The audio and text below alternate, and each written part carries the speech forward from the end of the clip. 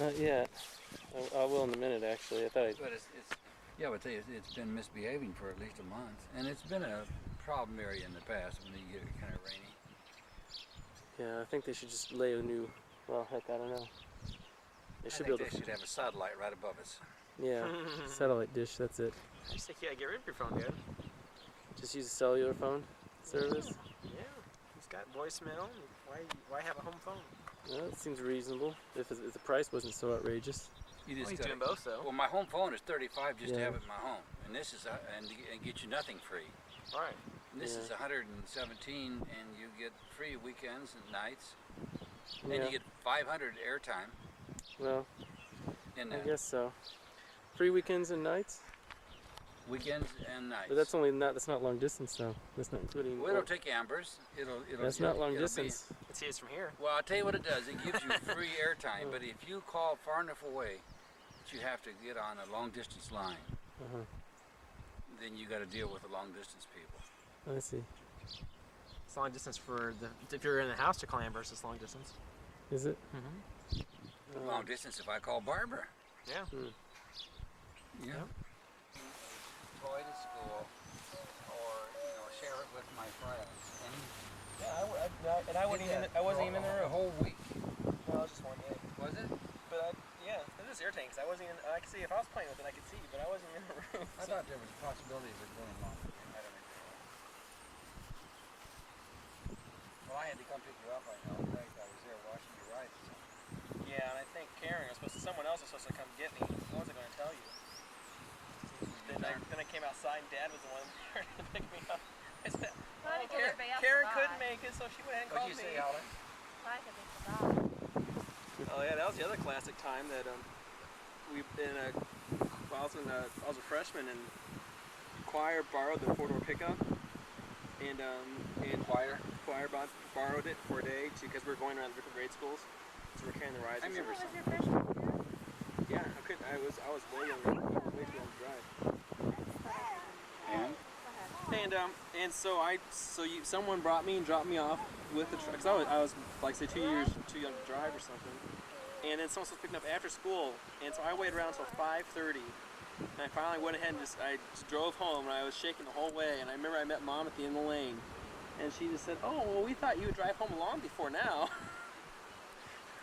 Why? Because you didn't have a license, or? No, I was like 14, and so I finally just gave up because I was, there's basketball practice after school, and all the kids had already gone home, and I was just still sitting there. You thought somebody was going to drive for you? You mean? No, someone was supposed to come pick me up. Like Mom was supposed to come pick me up, I think. I kind of. And then she just, I don't know if she forgot or something. Well, I think it was Trent one time when he was taking swimming at the Bannifer pool. Wasn't that Trent? And your mother dropped him off, and it looked like you dropped him off, and then you just drove away. And come back later, and he got in there, clothes, got his little suit out, and he had no suit to put on.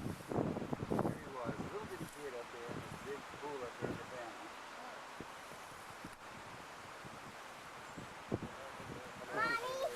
Yeah. You might remember it if it didn't say you or it happened to you. Your what? Just buried in grass. Oh, here, let me show this picture, Donna. Yeah. It's hanging up on the wall. Yeah. Yeah, you'll like it. What is it? Ooh, you'll see.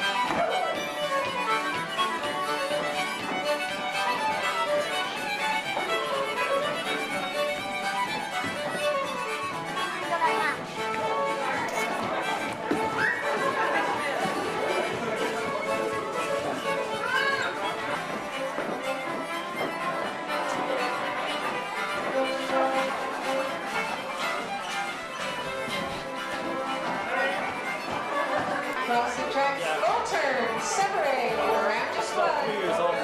Into the center, box the net. Now box it back. Hold on, swing.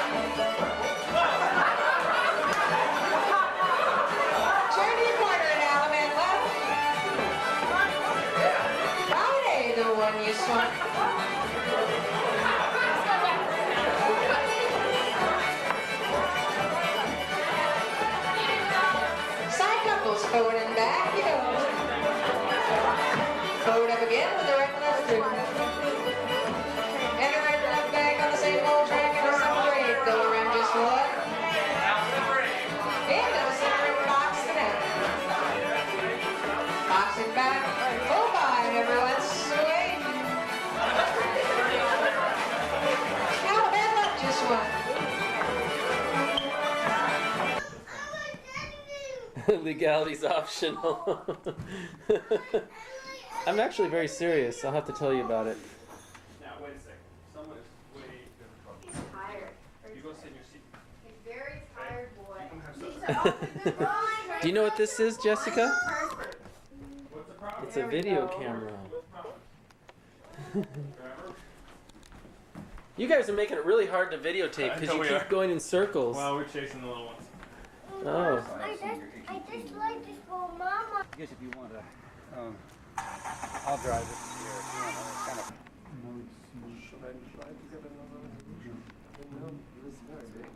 Well, yeah, if you want to try.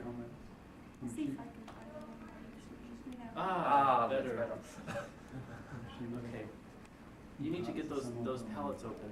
Go ahead and get those open. Start.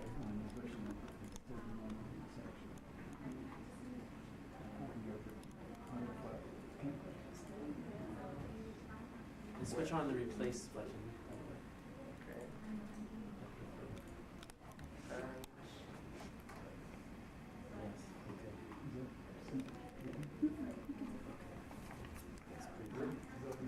Oh, why don't you? Yeah. Why don't you make the window fill up the screen so it's not just such a small window. What when you know it says to the pallets? Yes, I know, but just If it's such water, will come in 5 minutes. okay. Or you can move it to the left. The big window to the left. To the left. And then that gives you more space.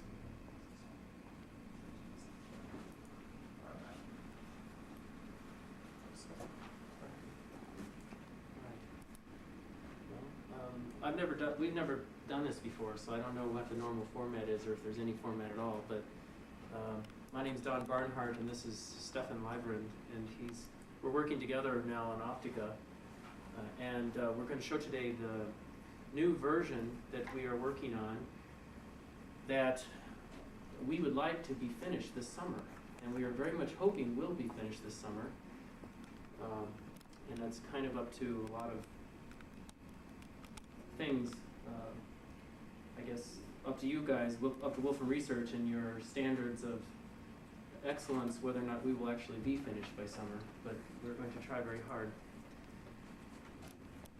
Today, the things we're going to talk about are the palettes and what we've done with Mathematica palettes in the new version of Optica, and also with the help browser, and how Stefan in particular, has spent a lot of time getting the front end working very well, the new front end working with Optica, so that it takes advantage, Optica now takes advantage of the new features of Mathematica 3.0, what we believe to be the best we could possibly manage.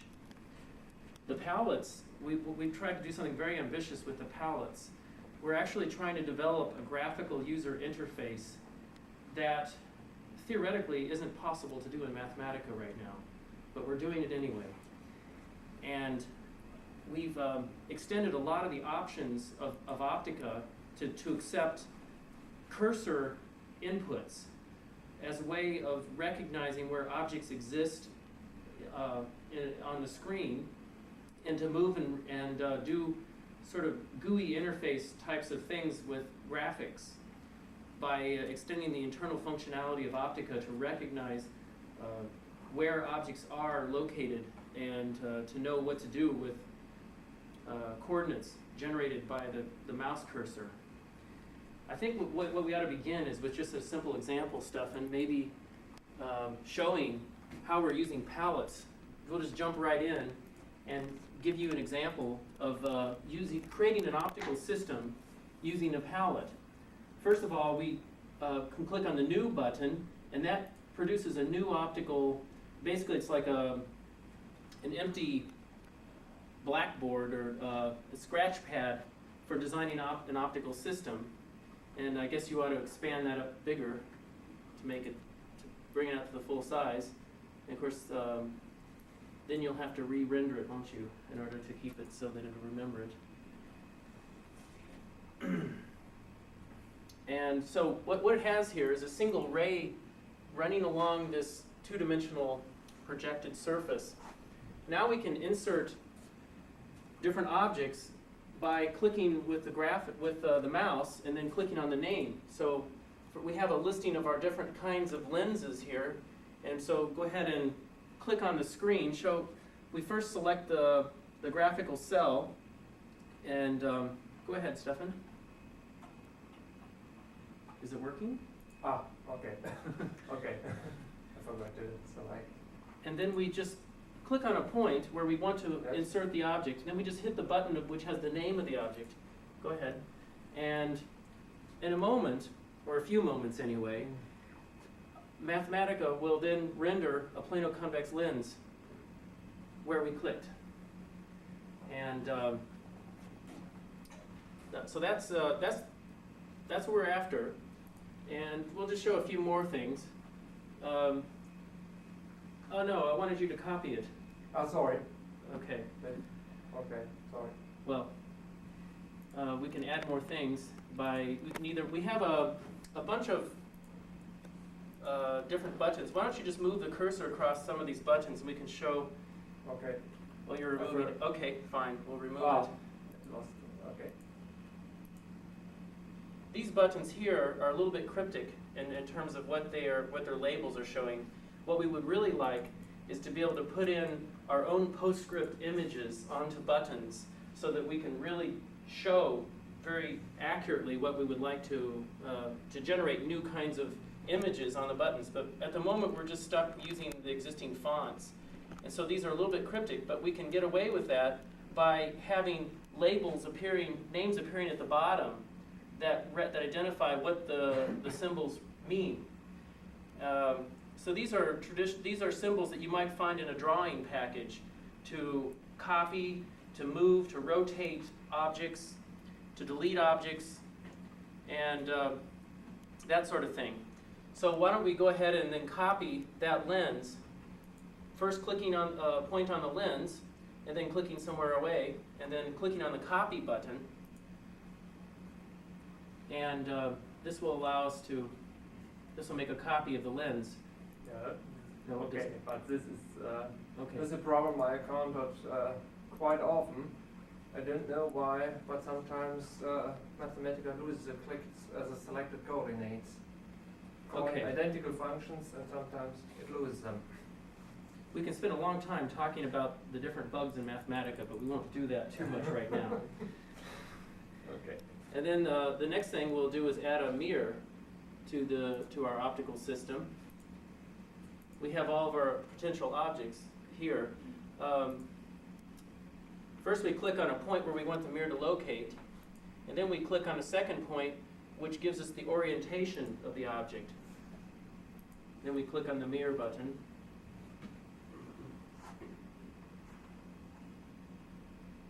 This is the option that actually gets passed to Optica that uses these clicks.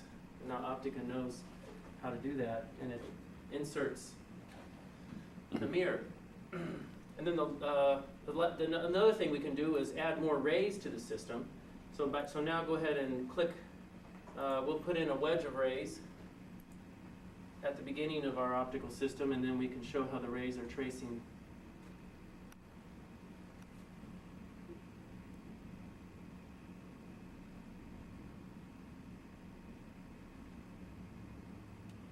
Okay, so this is not completely real time, obviously.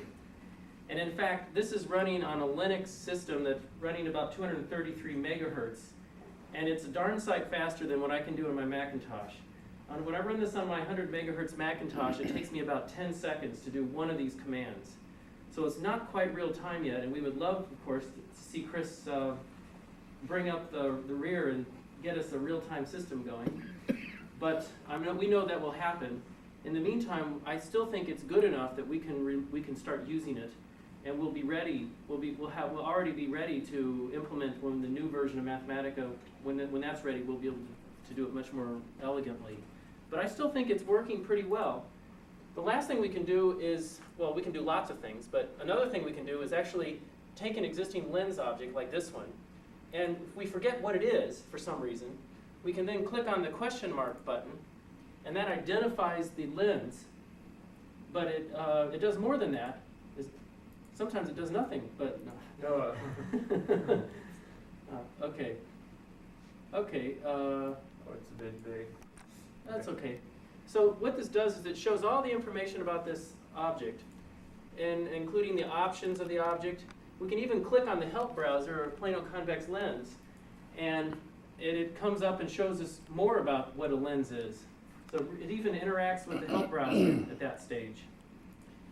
Now what we can do is we can actually go up and change anything we want. Well, why don't we change it to concave at the top? Well, we're even going to remove the whole function and generate a completely different object, but we can do that here. And then click on the OK button.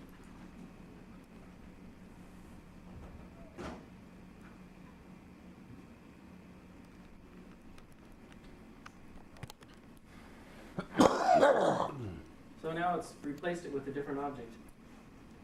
And yes, we can shift things around. At the moment, we have it set up so that it has a grid snapping feature. So it snaps to the grids that are that are represented on the screen. We can turn that option off, and then we can nudge things just very, very slightly. But then it becomes very sensitive to the cursor movements. The other interesting part of all this, which I didn't really mention, don't do anything yet, Stefan. Okay.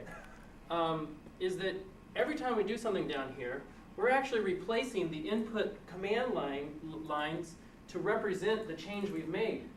So we're retaining the command line structure. At the same time, we're allowing you to have a graphical interface.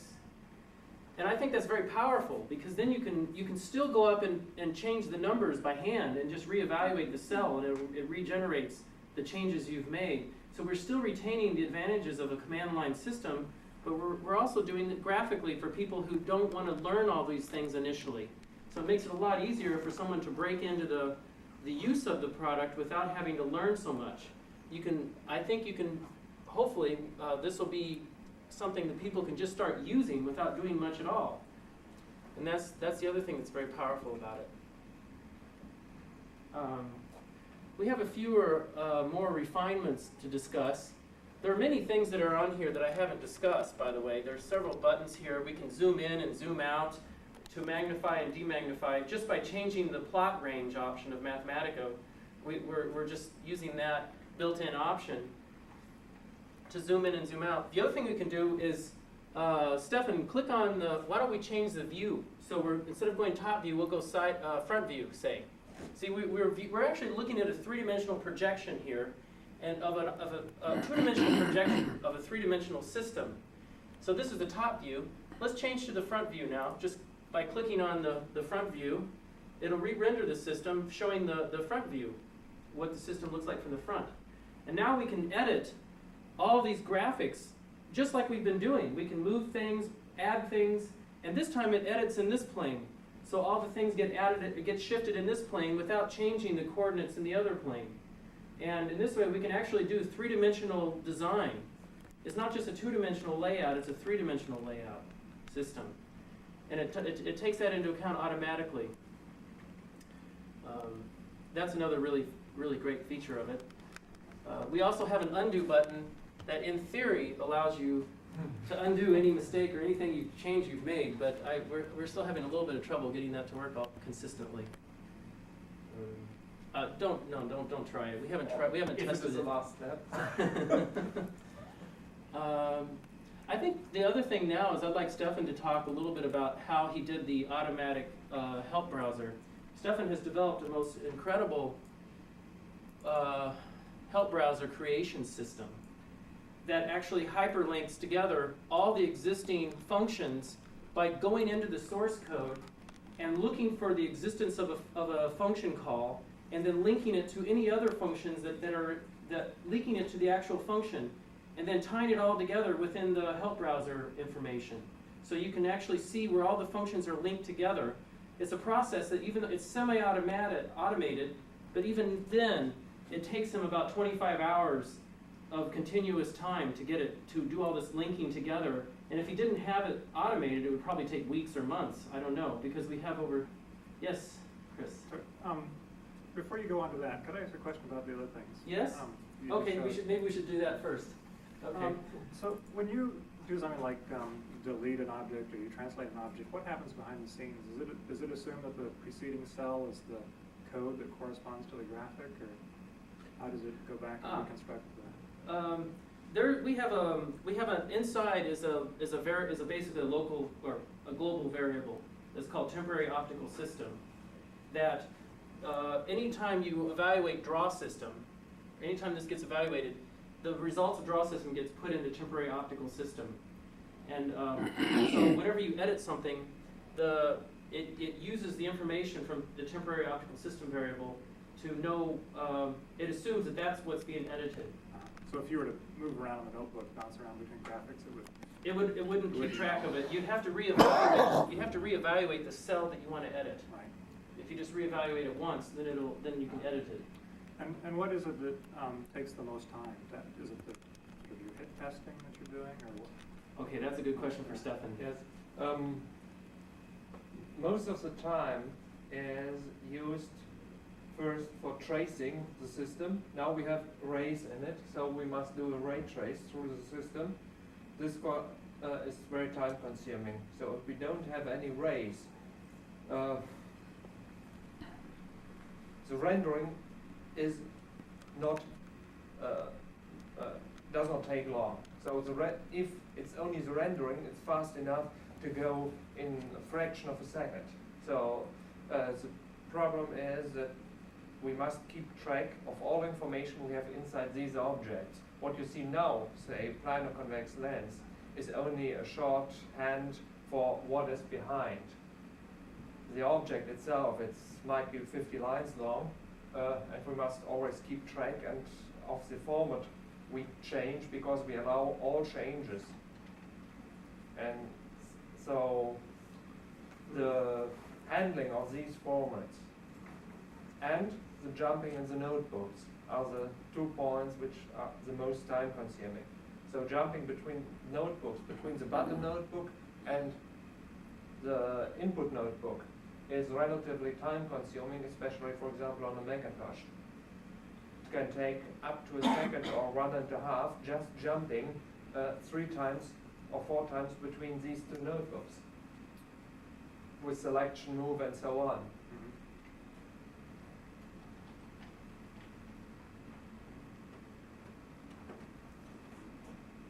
Yeah, I guess the only thing I'll say, just to bring just this as a general thing, is what we're doing is we're using the information about the rendered graphics. We're retaining that information and keeping track of which part of the graphics corresponds to which object that's here. So each object is identified to a particular section of the graphics that are being rendered. And then by that allows us to locate which part we're pointing to with our coordinate, with the cursor.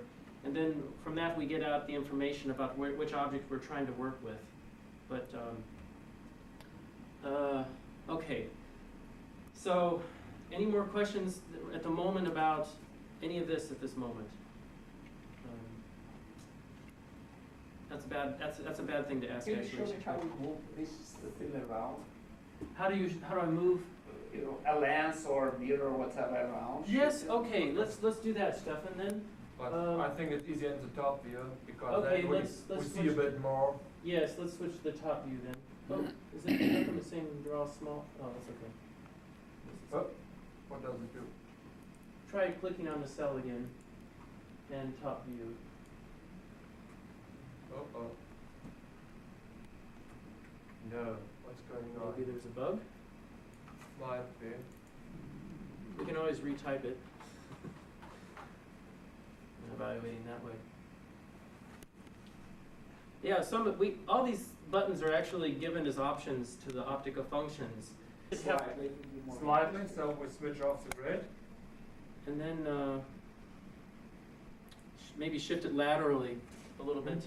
Just shift it like from here to here. You know. Okay. I Now I just snap. Now I switch it on again. Oh, and I redraw, and the objects will remain in the same place. We can, however, take a bunch of existing objects and then align them along a line. There's a one of these is called a line, move aligned or something, and haven't done it for a long time, but in theory anyway, we should be able to align things up if they're a little bit off kilter and stuff along a particular axis that we want to use. There's lots of things like that. Maybe we should talk a little bit about the help browsers.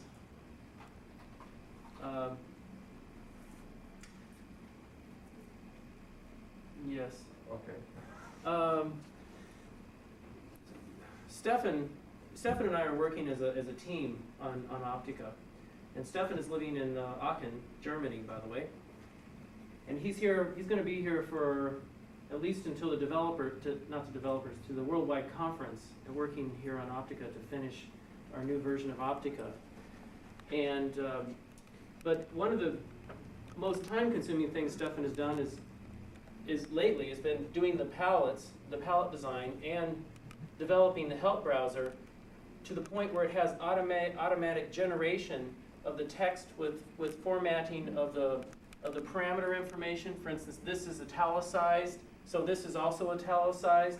It goes through and recognizes these format changes and makes them changes them automatically.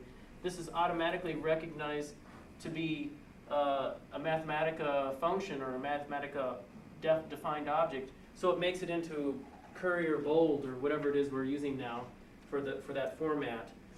It does that automatically. Then it goes through and searches all the different source codes and tries to find relations between this object and where it's used inside the source code, and then gives you a hypertext link to the other definitions of those other functions that it might be using, or might use it, both ways. And Stefan, what else would you like to add to that? Okay. After okay. Yes, in principle, the way I retrieve the information is directly from the definition of objects. So I load Optica first, and then I look at the down values, up values, messages, whatever is related to the symbol, and retrieve from these definitions what relation could have this symbol to other Optica symbols or to Mathematica functions. And from this, I make a cross-link list to link everything to everything when there's if there's a relationship. And like this, it's easy to keep track of changes. Changes I'm doing in the definition are therefore automatically recognized afterwards. So I don't need always to type manually the links again if I change the definition, calling and say another Mathematica function. And these links I create, I filter everything out which is in a public context, in a private context. So all things directly available to a user are going into these linked lists. Yes, and these links I use also in a different way than the help browser usually does. Additionally to linked lists, sometimes for the options, I decided to put here a link instead of a normal text that the information is denser, because listing all these options in a long list is very boring for a user to go through and to find what it is.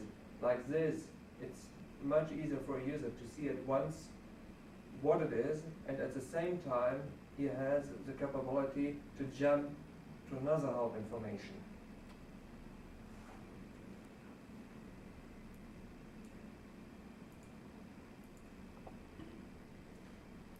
Yes, and the way I write this information is that I made a small button notebook which then triggers Optica internal functions, and every time I have to recreate things, I only recreate what is needed. I don't recreate the whole notebooks, I recreate only the cells which might have changed. Say I changed only usage message and the links did not change, so I only recreate this usage message cell inside the help browser. You're speaking about editing the help browser after it's been created, right? If you want to make a change to the help browser. Yes, during During development of development. Optica. If I changes things, I don't need to go through the whole generation of all help browser files. I only recreate what is necessary. Okay. The other important thing is that all this text here is coming out of the usage message for that particular function. But Stefan has intelligently developed a method to recognize aspects of the text and put it into separate blocks. And also there's key words now that we use in the text to help know where it should be formatted. And by using the same key words in the usage messages, it helps to place it into the right format in the help browser when it gets automatically generated. I can't remember what those key words are anymore. Yeah, in principle, first line feeds. These line feeds are translated here to these formatting with the Selding word. And the second one is the word that.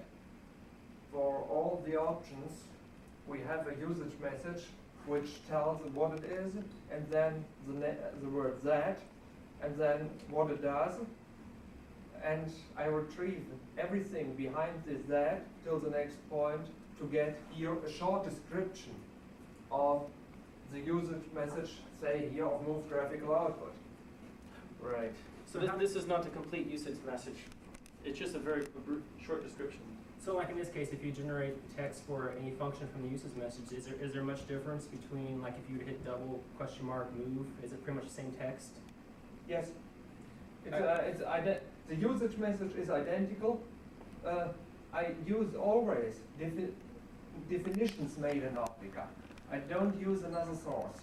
And the usage message is one kind of definition, so there's no other source for information. So there's really four elements to the help browser. There's the usage message, then there's the options, and all the information of the options are then brought up with their individual usage messages. And then thirdly, there's the cross links between the different functions. Could you show that, Stefan? Yeah, this is all the cross links between the different functions. And then we also have a pattern. We have that.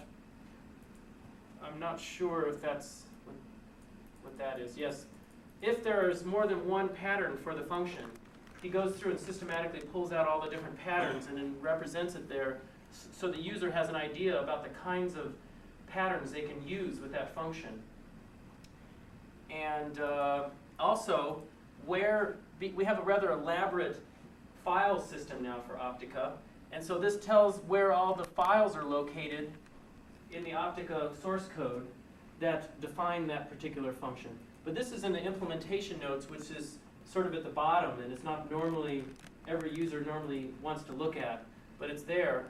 And Putting that in a little turn key. yeah, with the turn key. And then, okay. Normally it's the cell is closed. Yes. And then there is a manual component to this. These are all automatically generated, which is very nice because it does give a person a lot more information than what I think you traditionally would find to a function. I think that's always helpful. But the final thing is that now we're in the process of generating manual examples for every function. So we are going to go in and have an example that's manually created, at least one example for every function. And that will be put in its own section on examples. Okay. Is that only me or other people also will find this confusing? I mean that this amount of cross-references, which are obviously machine-made, are not intended for human, I believe. I mean that I, for example, get somehow distracted when I see like 24 function name which appear in down values. It is very Perhaps easy he chose to the wrong. expect, but Okay. it's not easy for human to comprehend, I think. Yes, no? therefore I split these links in two parts. First, links appearing in usage messages, and these appear directly for a user. The links due to definitions, other definitions inside a function appear in the implementation nodes. So what you see first is you could also directly read from usage messages of symbols, not more. The internal links are in the closed cell of the implementation nodes. I know about this problem, and I try to get an approach in this way that I split the linked list in two parts. We do have a couple of other, we can talk more about the help browser, but I just remembered we do have a couple of other demonstrations, don't we, Stefan, that we can show. We have, we've developed a new thing called incremental rendering. That is another thing that's not supposed to be possible in Mathematica, traditionally. Perhaps that cell needs to be reduced. What this does is allow us to get a gradual picture of how the ray tracing is happening before it's finished. And by updating the graphics information incrementally as it's doing the tracing. And in this option we have which is, don't forget the misspelling, okay? But there's a option Monte Carlo, which if it's set to true, it actually goes into an infinite loop in essence. And until you ask it to stop, it'll continue to ray trace more and more rays over a period of time. And there's a special palette to manage all of this operation, which you should probably bring up now, Stefan. Lower right. Oh, it's already there, okay. You have an option of either not displaying the rendering process, or you can stop it. So in this case, it's an infinite loop. So whenever you're tired or you just feel like you have enough information, you push the stop button, and it discontinues the rendering and gives you an answer. Otherwise, you have two other buttons that are used during the rendering process. If you click on the later button, it suspends the display of the rendering until later. And then if you click on the continue button, it then shows you the latest version of the rendering of the trace. So let's go ahead and evaluate it, and we'll show you how this works.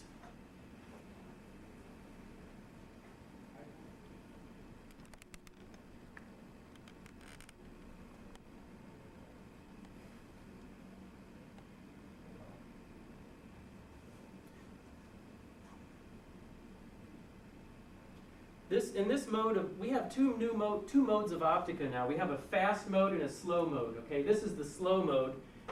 This type of tracing is our non-sequential ray trace engine, and believe it or not, it's about 4 times faster than the commercial version of Optica right now. It's still faster than the one we have on the market, but we have a new version, a new mode. Oh, but in this mode we can then do this random ray tracing. So it allows you, it's slower, but then you can leave it running for hours and hours and then just terminate it whenever you feel like you have an answer that you're happy with. And that's what we're showing here.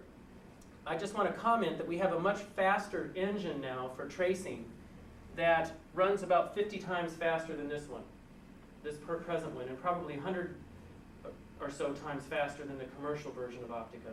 That we'll show that next, but that's fine. So is this rendering the object once and just adding rays, or is it re-rendering the whole thing every time? No, it's just adding the rays. It's not re-rendering anything but the new rays that get added. So it doesn't really slow down that much by having the extra rendering in it. So you're going into the cell and adding new postscript to it each time? We're adding new postscript each time. That's right. So I guess, Stefan, go ahead and stop it or whatever. So that's a new feature which I think people would like, because then they don't have to do all the trays at once. They don't have to trace everything at once before they can find out if they have what they like. Instead of doing it randomly, we can also do it systematically, and we can specify a lot of rays and then have it just trace a finite number of them. I don't know if we need to trace. I don't know if we need to show that, but that's okay. There's 2 modes. There's the Monte Carlo mode that does gives you random directions for each and positions for each ray, and then there's the normal mode where it puts it off on a grid-like spacing when it generates the rays. Okay, There's another new feature of Optica, and that is that we have now polarization ray tracing. And I don't think we have to re-render those, or rerun those. We've already generated it. This is the normal mode of running of Optica, where for every surface, it just transmits one ray through a lens. But now, go ahead and go down. This is the same object, but now we can actually look at the reflections as a result of Fresnel refraction at each surface. And every surface is actually generating a little ray that bounces off. And not only that, but it has a certain intensity, because the intensity is dependent on the polarization. And so we can now keep track of this is getting sort of more into the scientific side of it, but we're keeping track now of the intensity of the rays and the polarization of the rays, so that we can follow how much light is getting scattered by stray surfaces and things. And this is something that a lot of scientists are very interested in. Okay. Does your graphic denote the intensity of the ray somehow? No, not here.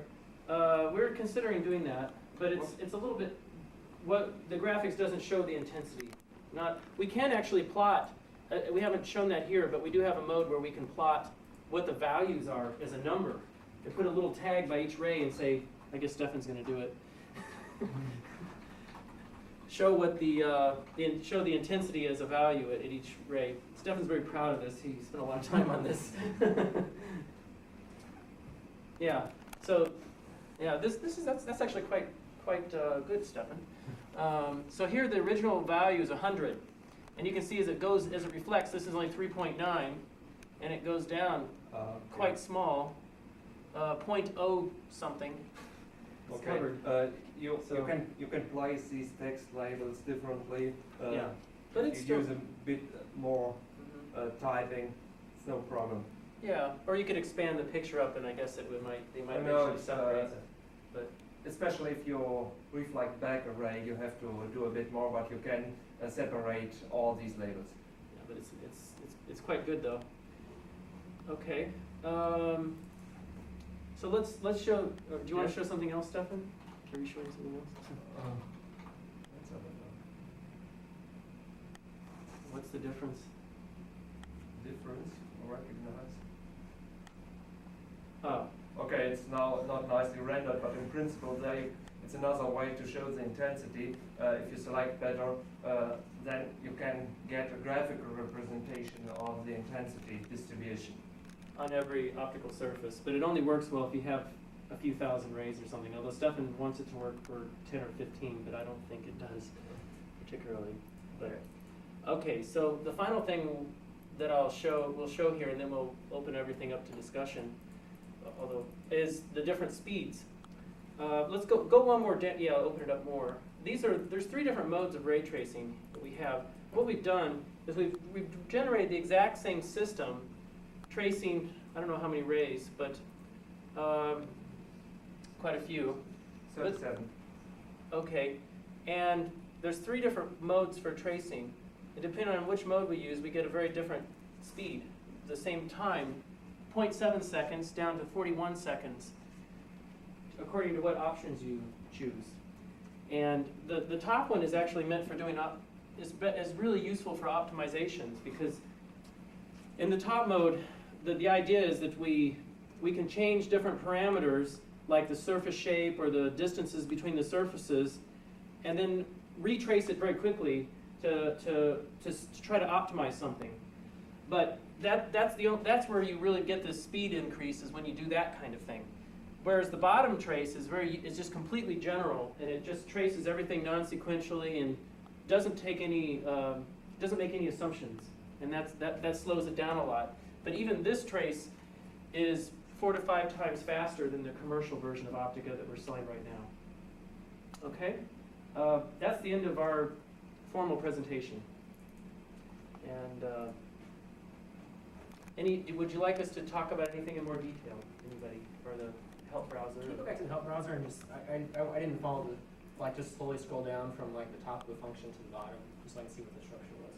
Oh, okay. Just like pick any function, I didn't get a good feel for how you have it. So at the top you have. Oh, notice also that there's different trees here, so that on these levels are subject headings and things like this. And finally, when you get to the actual function heading here, so there is a hierarchy to select things. It's not just a matter of just typing in. You can do more than just type in the function name. You can get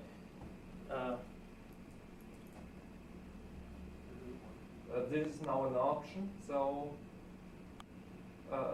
it has less information than a function. oh, maybe we should show a Oh, function. sorry, I forgot to switch off the cell brackets. I changed the browser start. Normally they don't appear. Have you thought of putting a little header at the top there that says option? You know, like you could draw the line. It says option up here, so people know those are options versus the actual function. It's not Oh, okay. Here, move by mouse, for example, are all only options. There are no functions in. There are only options. Here I did this distinction between move options and move functions.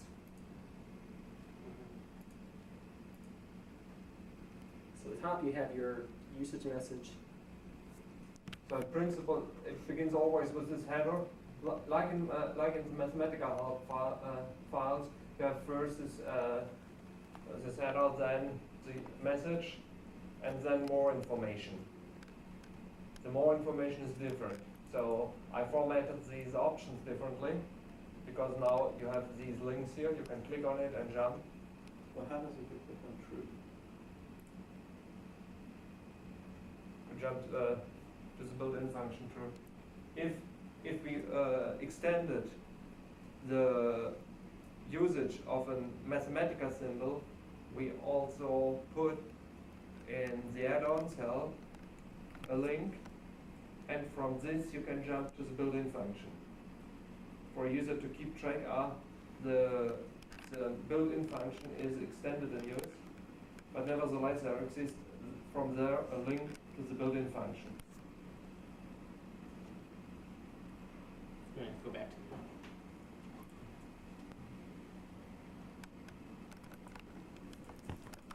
Okay, so these are derived from the usage messages.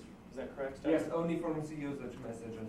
Right. In the implementation notes you will find more links and Generally, you don't want to look at it. yes, and that's the reason why I split it. Because normally the second list is big. It's much bigger than the first one. Are your browser categories generated automatically corresponding to that listing? Well, I have to think what I did. It was late in the night. Because, No, I decided to do it manually because then I get a feeling how it looks like. because the target file itself is generated automatically, right? So you would have to have cell tags corresponding to the copy tags. Yes. Yeah. These tags are automatically created. Okay. Just only the browser categories files are edited manually Okay. to sort things better, because you see Right. the human sees better how to sort. Right. And then what's under Move 3D, the system translation? No, what's that? The very, very bottom. Oh, so you have an example. This, for example, I did not edit it. It's automatically created. I create just an example section header with a pattern, with all possible patterns, not to forget any pattern. Later, there will be just a simple thing like further examples, whatever. This was only for me, not to forget a single pattern. We want to have an example for every kind of pattern.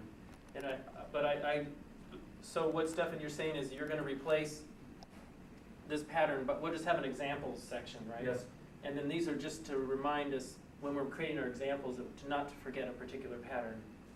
Because this is still kind of a beta version, more than kind of. This is a beta version. It hasn't really been gone over yet by anybody other than ourselves. So. Yeah. Okay. It's good.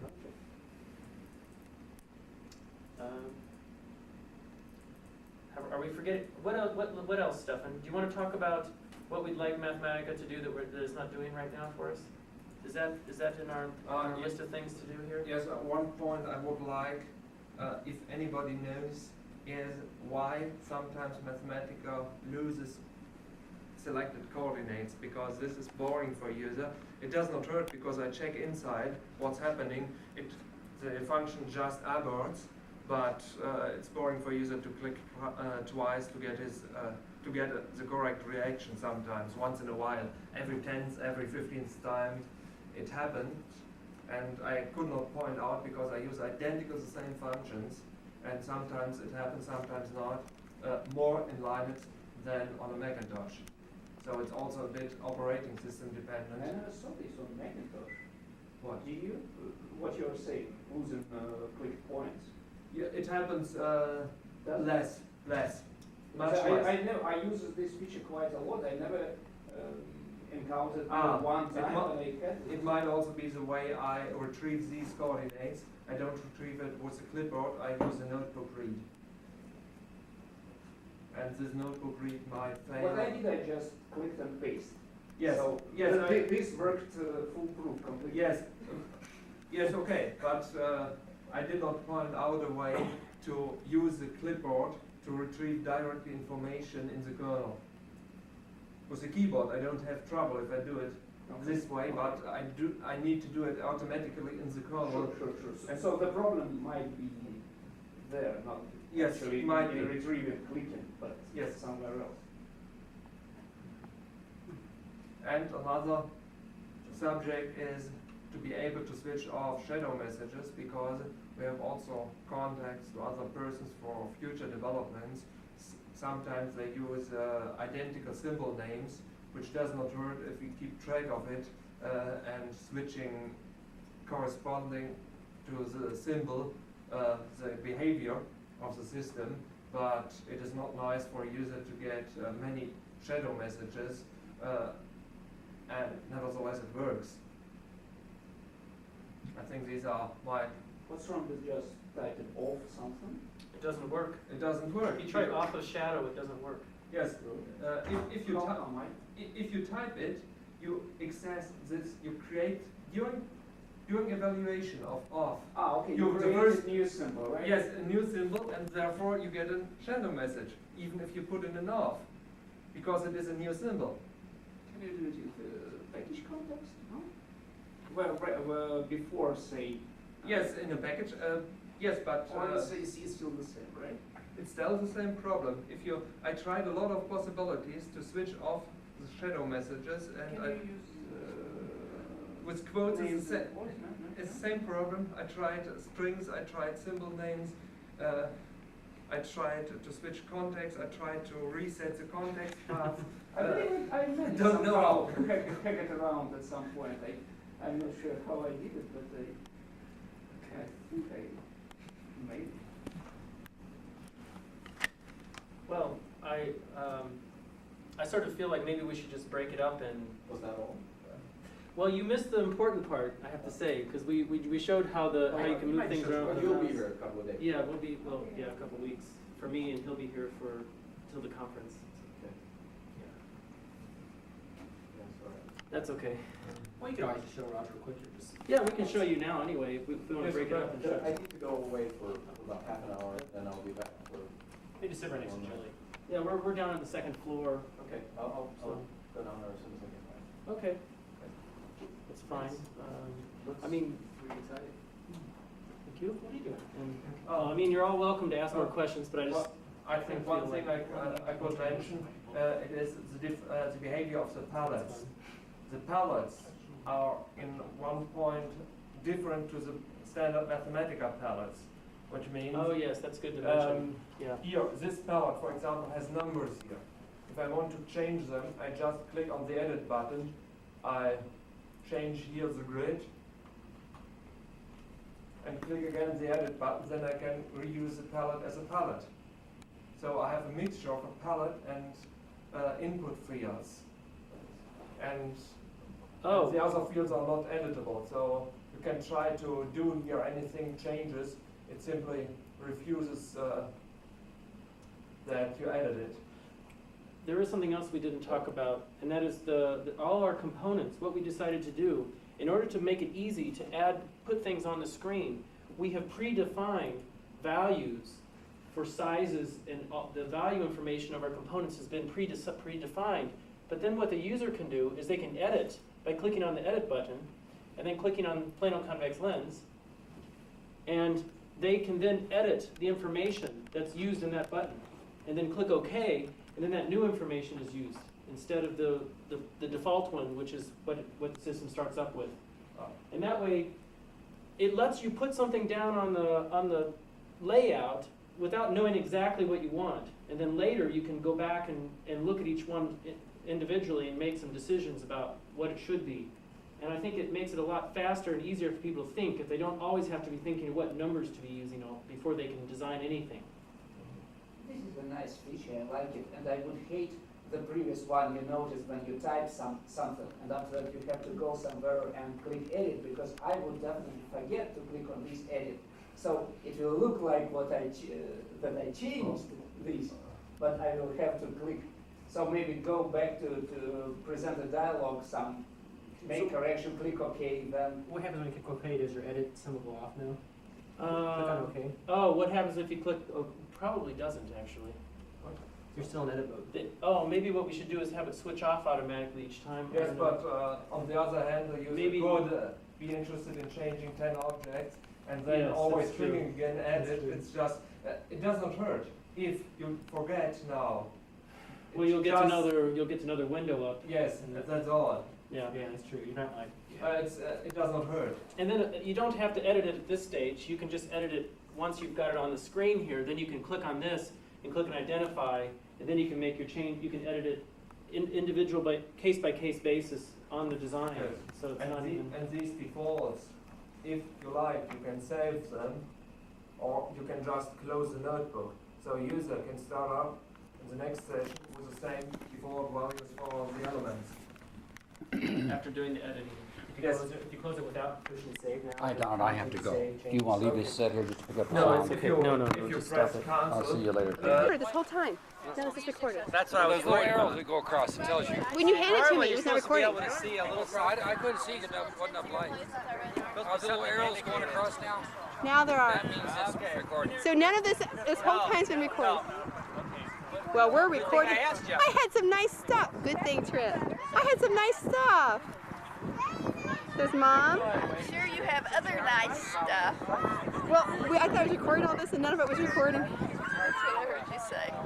Our wonderful, beautiful mother who brought this wonderful picnic. Who has her hair tied back funny. Who looks very beautiful.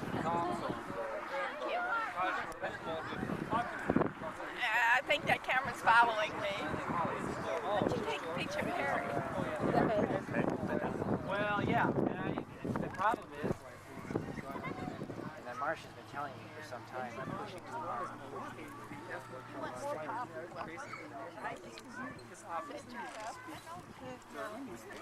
This is on the ground. I need another camera. Look what you did. You dumped it out. You can have it. Well, it's hard to know, isn't it? It's hard to know. What happened over here?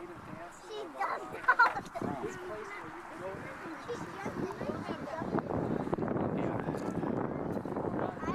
That's making stop.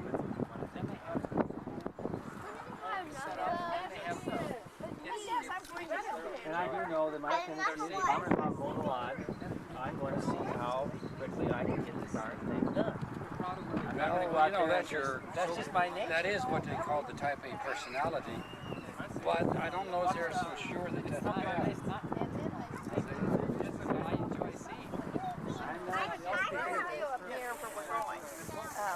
She has a daughter in Columbia, South Carolina, that she likes to see, when she gets a chance. So that's probably where we'll go. But I'm not real sure. She had said she wanted to go west, but she only has 7 days because she's still working. And we'll go west.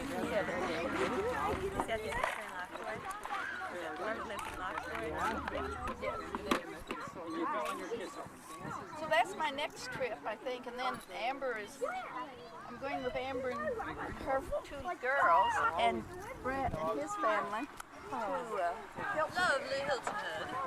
Our friends of ours' parents have a condo. It's really nice out in the kind of the secluded part. There's lots of people. Trying to get tours over there. So it should be real nice. We're talking about probably big countries. Most of them are big. Your mom come over and compare.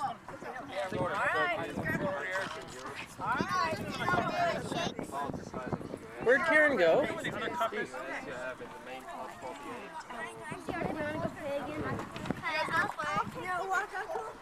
Average size is much bigger than here. But it's interesting in Canada when the Canadian and French don't really get along real well with the Canadian English. And in talking to them, they get along real well with the Americans. And they say, we'll ask a Canadian French, where do you take your vacation? They go into the U.S. What?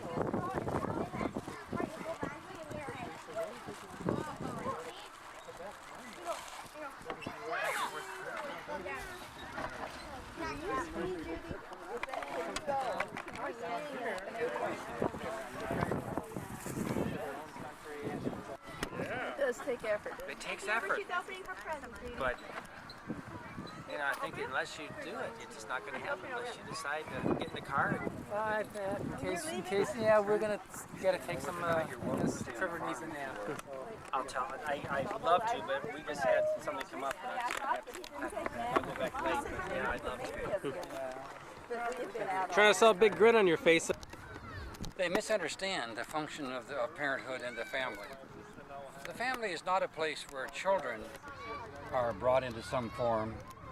The function of a family is for the children to have a chance to help the parents learn how to grow up.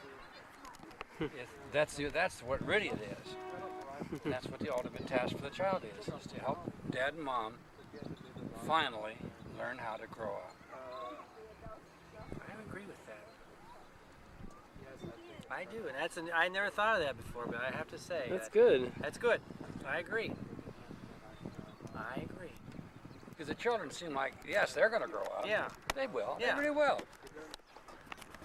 But they're helping. But how about dad and mom? It's kind of like when I was. Okay, family, stay. Okay. Family. All right. Oh, there we go. Hey. Hey, that's perfect. Hello. It's nice to be able to see what you're looking at right there on your screen. I have to get one of those little puppies. How'd you charge the battery so quick? It's the same battery. It just kind of reads Now it says it's broken. That's neat. Now this is one you can. Oh, this will work better. No, this is more fun. If I don't. It was working before. There it goes. Now there's an arrow, right? The arrow says, yeah, okay. Okay.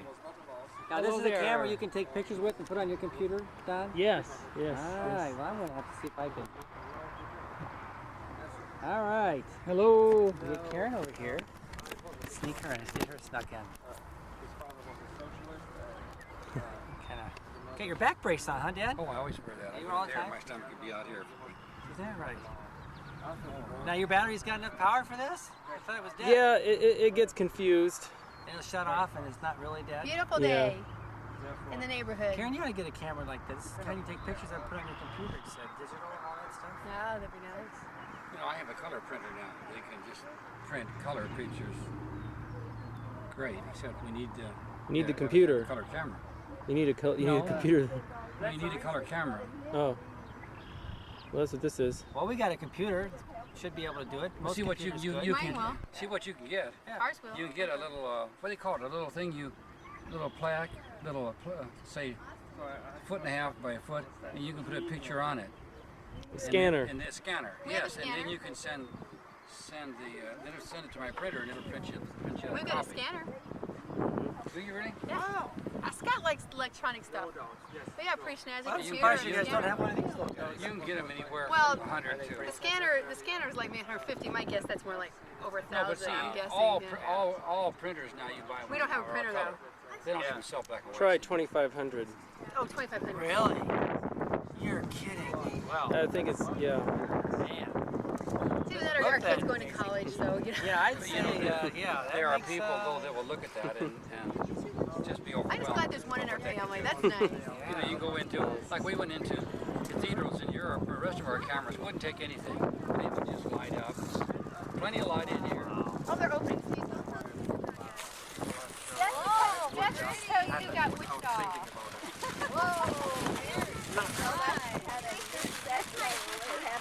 Is this your first one? Huh? First one. Do you have this one yet? Oh, good. It's hard. I didn't know if I should get one that's like real Victorian, and I thought this was more like 9-year-old or 10-year-old girls, 10, 11-year-old girls. So this means Norma Jean. I will see. And what's this one say? I don't see. It's on the May. Maybe May. Yeah, I bet Her name's May. very nice. But these aren't Beanie Babies. These are not Beanie Babies. How are you gonna? That's Jesse. I got one. I got one of those. Do you have one of those yet? No. And So this is your first and Jesse's fourth? No, this is my last. You don't have one of these yet. I already have one. A good one, but a difficult one. And this. When I was at Annie Amy's, I was playing with one of her glass dolls like that, and she says, "Do you like it?" And I said, "Yeah." And then so she didn't like it that much. She gave it to him that day. It wasn't my birthday or anything. Donald's friend, Stefan. He's from Germany. Happy to meet you. Nice to meet you. everybody, hopefully not sell any more land than we have to. We're going to try to avoid that if we can. But depends on, you know, just the whole equation of things. We definitely want enough money. Harrison was going to play. Yeah, the top priority is for you to have money to you have a very comfortable retirement, do the things you want to do, and for Brett to be able to do the things he wants to do and take care of Gainey. So we may have to sell some land just to have resources to be able to provide for those things. Oh, I thought we were gonna go for a walk. Some, not maybe not a huge amount, but some. Well, and then have money also to do for Donald's work with Prairie. If we can get John's land involved, that would be ideal. So I think we can go all the way around. Everybody can get their things back. Yeah, but I just don't know. It's not only that, but if you're offering him a small amount of land, Nice catch, Harrison. then politically, I don't know where they want to go with it. I mean, it's hard to decide what are you going to do with this with 50 acres or 10 or 20 acres or something. Donald, he knew it was inevitable that the university is going to want our property. Well, you've heard the latest, haven't you? That they're not going to. Yeah, I think I've heard that. I think you mentioned it. Are they going to put buildings out here, or where are they going to put the beef buildings? I wonder. Maybe Curtis and Ray. Okay.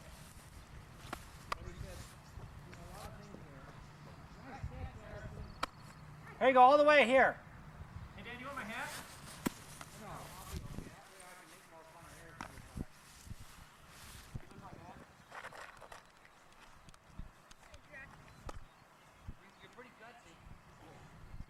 Yeah, we talked an awful lot about the house and decided that you kind of like living here, and that eventually it'd be nice to have it so that Brett and Polly could live here, and that Donald wants to make sure he has a place to live until he can get himself established.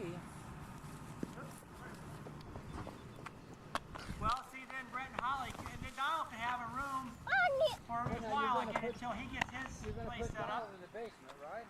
Well, yeah, maybe down there by the furnace. I saw that. I was watching. Times before you really get the subtleties. I knew. I think Stefan immediately liked it, and so did Monty and his wife, and Jennifer loved it. She did? Oh yes, and Allison. What'd she like Alice. about it? Well, she was laughing and she was singing along with the songs, and she started clapping. And when the waitress sang that song, "Be Good or Be Gone," I don't want to hear on mommy.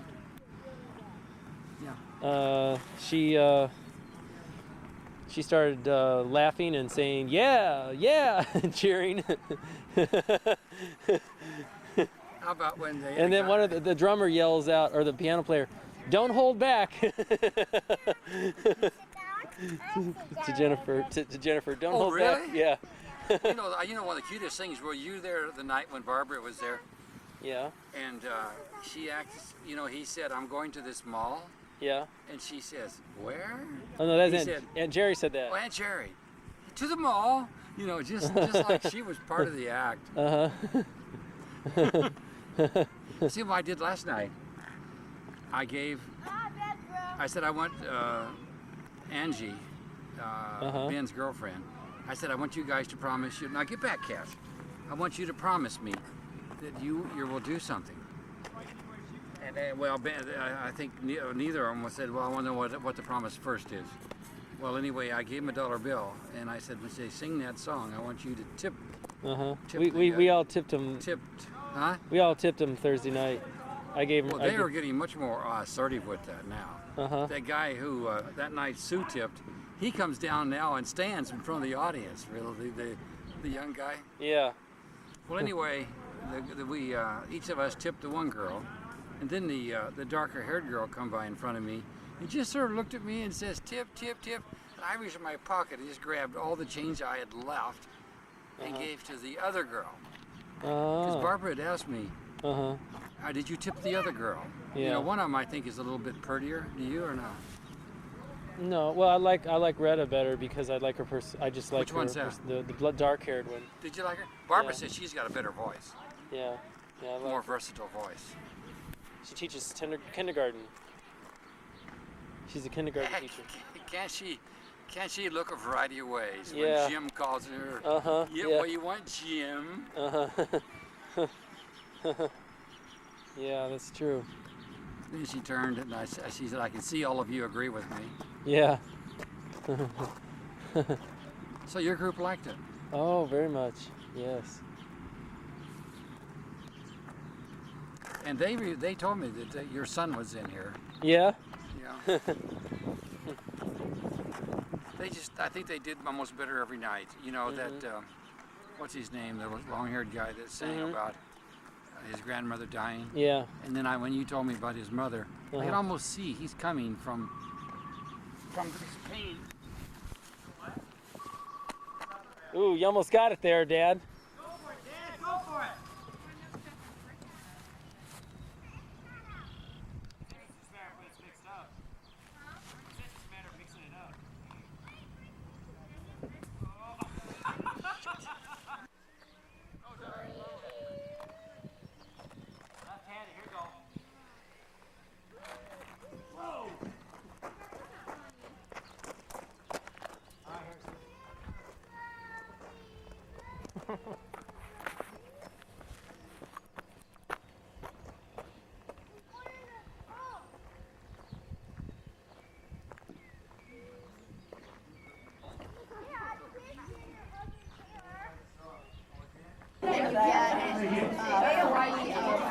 Okay.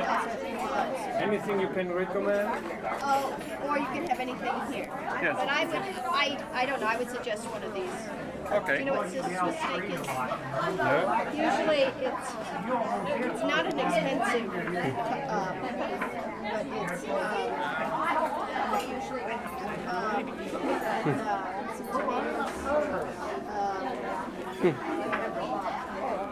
Is this you can recommend? I'll try it. well, I would get one of those. Okay. And then I don't know. Okay. You live here. You wouldn't? No, I don't think so.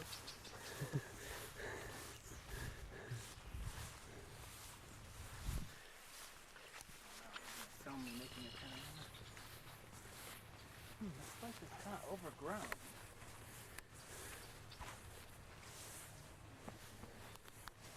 I helped Teo put this together. I don't know for what it is, but I think it's a good place to sit and discuss with many people. Teo, you didn't need to jump in the water.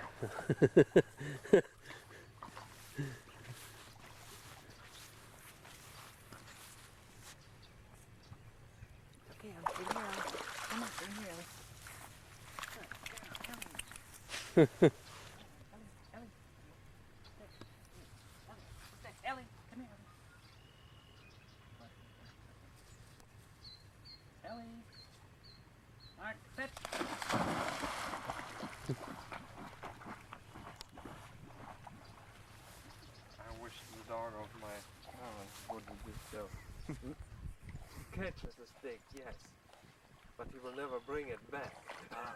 these are highly trained hunting retrievers. They know exactly what they're doing. Even alligators. They'll even retrieve an alligator. Oh, thank you, Ellie. Maybe. Very good, I don't know. Good girl. Oh.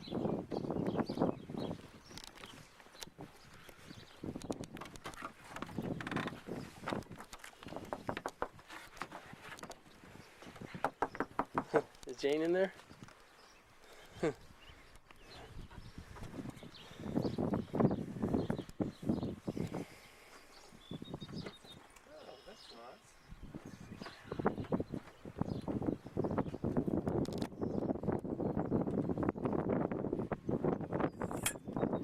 Yes, you can see from here.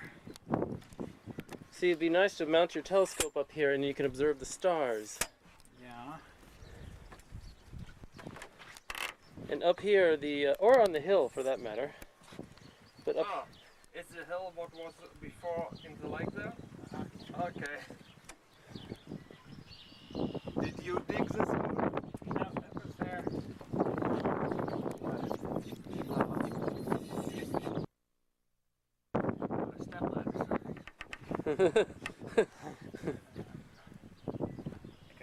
It's not quite level. Yeah, I know.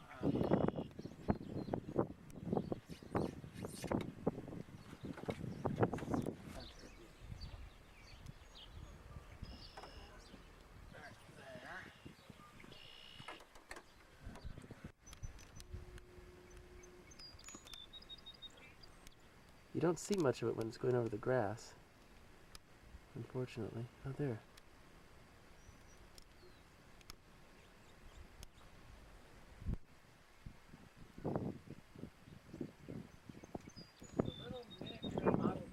I ever saw. Gotta get the right angle here for the. Oh, you're getting me in there, huh? Oh, it's the light. I need to get the light from the window, or it's dark. Hi there, Lauren. Is she in a good spot? Yeah. 1:30. What's the matter with those people? Gosh, you've got driving a full length to Chicago. What is that? Hmm? I think that's great. Okay, Gene. Mm-hmm. Okay.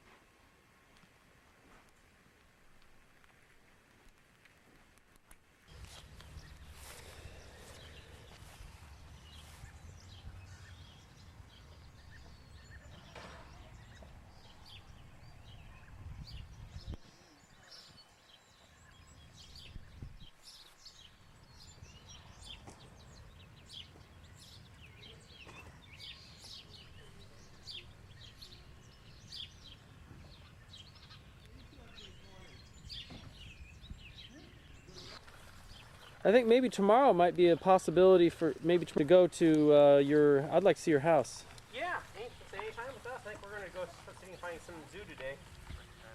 Oh. Might go to Bloomington. Hopefully it'll be supposed to be a decent day. Well, that would be nice.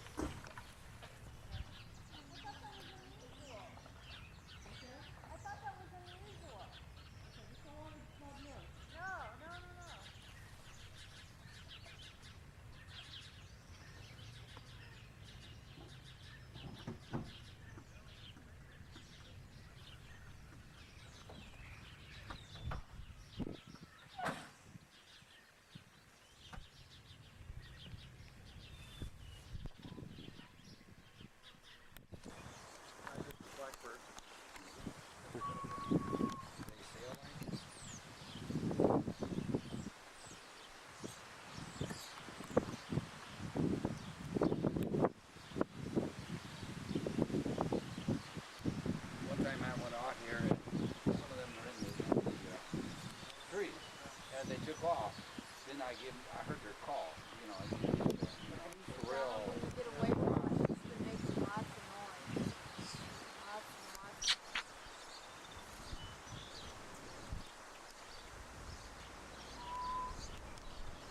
Information. Probably thought at the last minute we should. And Yep. so she called for us, but she didn't know what to say about calling for you. Well, just my name. I think that's all it needs. Well, she hadn't called, so I got Okay. the 800 number for it. Okay. And they kind of changed their tune up there. Hmm? Well, I think it's partly because they didn't sell the tickets for us, or for you, either one. Uh-huh.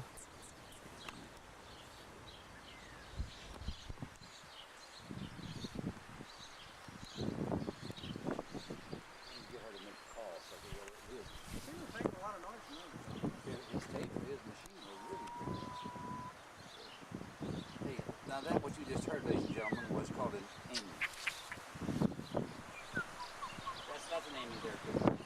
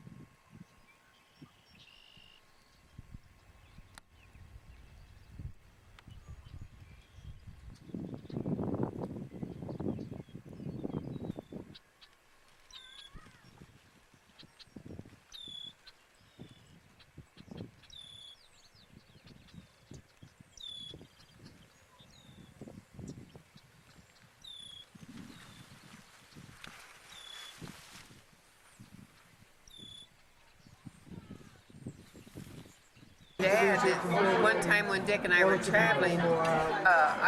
We stopped and got a hamburger. I wanted a hamburger. He wanted chicken. So we went to a McDonald's, and I sat down and had my hamburger. And he went across to Kentucky Fried Chicken and brought it back, and blasted all over the sack Kentucky Fried Chicken. And they didn't say anything. But one of the customers said, "That guy's eating Kentucky Fried." But they didn't say a thing. Well, you know, one time, Brett always wanted from McDonald's, or maybe from maybe he wanted from the fish place there. But we went in to eat at a store up there on Sunnycrest, where they had, I believe, some kind of food place, Japanese or something. And, you know, we sit down to order, and when they saw him at McDonald's or something,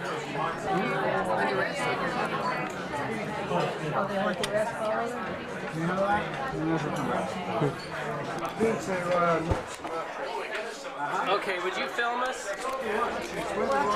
Just hold it pointed at us. Don't push any buttons. and you move this whole thing around to where you get the picture you want. I'm getting Teo and Donald. Do I just keep doing that? Yeah. Well, do something. Give her a kiss, birthday kiss. I don't know. She wants us to kiss on the camera. Birthday kiss. I think so. Are you getting Tay in there too? This is Tay's birthday. Today's Tay's birthday. You know that, Jerry? Don't move it. Today is her birthday. I know it is. I said for him to give her a birthday kiss. Happy birthday, Tay. Get that on the picture. Do you hear the sound on this too? Oh, yeah. So just say happy birthday, Tay. Happy birthday, Tay. Happy birthday to you. Happy birthday, dear Tay. Happy birthday to you. Thank you. Better clap. Okay, I think you better give her a kiss. Oh, I don't want to embarrass her too much. I think she's been embarrassed enough tonight. These are made in Germany. Come on. Can I come up? Well, yes, I can come up.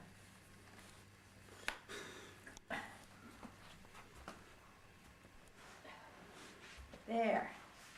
Yeah, I just. Are you gonna get this? You have to do that. Here's this medicine. Here's your apple. Are you through with the bandages? You don't have any They're all more? done. All gone. They're not much. darn. If we're going to do any more, we got to cut. He forgot to get bandages yesterday. I didn't remind him. I was wondering. I forgot it too, but I just had, Oh, I well. can't think of myself. Okay, let's. Now what Just do we can't do think, today? act, and do for everyone, right? That's what Grandma used to say. I just can't think, act, and do for everyone. I thought that's pretty good. And that was my That's grandma. pretty good. That was your grandma. Yeah, Oh. Dad's mom. Oh, Now, wow. Mom would never say that. Oh. She was very easy-tempered. Wow. Yeah. Grandson. Is that a movie or something? Yeah. Oh my goodness. Oh dear, dear. I'd lean over and open the door from the outside with the handle down here. Right. It's crazy, but that's what That's they do. hard than Donald's to do in his That's- house. I'm just telling you now, listen to me. I'm listening. I heard every bit And of you'll it. see He's this. way outside like this. Like this. Probably. Is there a crank for the window? Probably. How do you know which one was in the taxi? It wasn't in the taxi yet.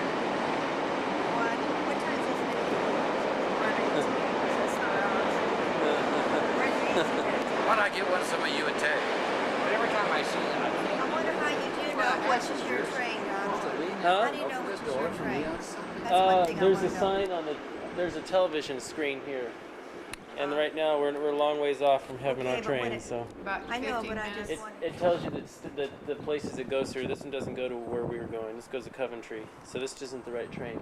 Oh, it tells you that was the Coventry train? Yeah. I can't even see it. All I can see You have to is stand clear up three. close to it. Yeah, yeah. So what's the name of our train? Well, it goes to London. Just say London. London St. Pancras. Okay. I'm going to get out of the way of the camera. I don't want to see the television thing. Are you still taping? It's hard to see. Boy, oh boy.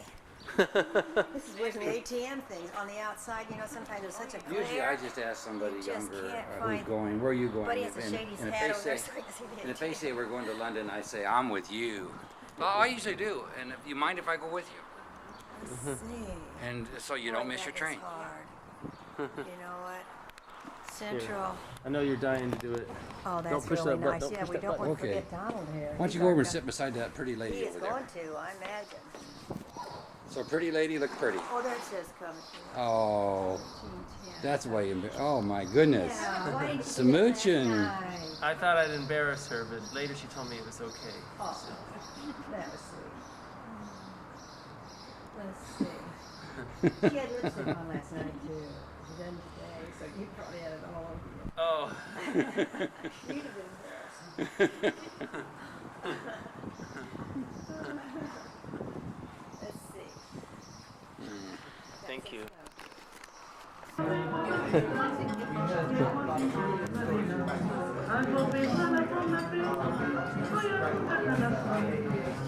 What are the camera? Take pictures, yeah.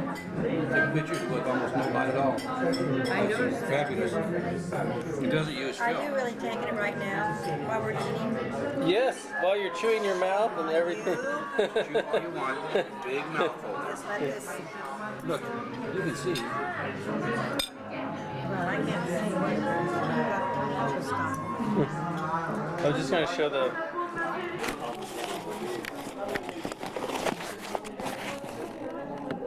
He doesn't want it. He There'll be doesn't. another one. Maybe even 2 minutes. Sort of, what were you were talking about? The Gary Cooper, that's right. Oh. And then you were talking about refrigerator magnets, collecting refrigerator magnets.